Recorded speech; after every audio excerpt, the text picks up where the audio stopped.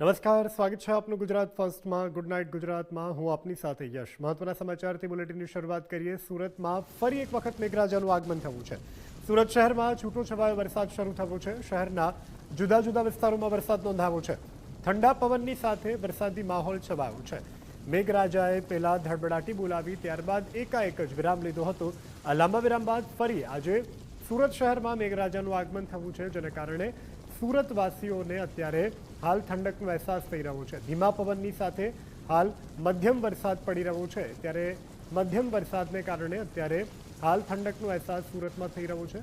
હવામાન નિષ્ણાંત અને હવામાન વિભાગે પણ કહ્યું હતું કે રાજ્યના અનેક વિસ્તારોમાં 14, 16, ત્યારબાદ 20થી લઈ અને 21 તારીખ સુધી વરસાદ પડી શકે છે. આગાહીના પગલે અત્યારે સુરતમાં છૂટો છવાયો વરસાદ પડી રહ્યો છે. લોકોને બફારામાંથી પણ રાહત અનુભવાઈ રહી છે.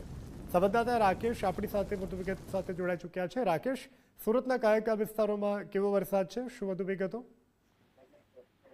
જી બિલકુલ, હવામાન વિભાગ દ્વારા ગુજરાતના અલગ અલગ જિલ્લાઓમાં આગામી 7 દિવસ સુધી હળવાથી છૂટાછવાયા વરસાદની આગાહી કરવામાં આવી છે. તે અંતર્ગત સુરત શહેરની અંદર વિવિધ જે વિસ્તારો છે તેમાં વરસાદી ઝાપટા છે તે જોવા મળ્યા છે, જેમાં સુરતના ઉધના, લિંબાયત, સચિન, પાંડેસરા, અઠવાલાઇન્સ, અડાજણ, રાંદેર જેવા વિસ્તારોની અંદર જે સૌપ્રથમ ધોધમાર વરસાદ છે તે પડ્યો અને ત્યારબાદ છે તે વરસાદ ફરી વિરામ લીધો છે. પરંતુ આવેલા વરસાદના કારણે જે વાતાવરણ ફરી ઠંડકમય બન્યું છે.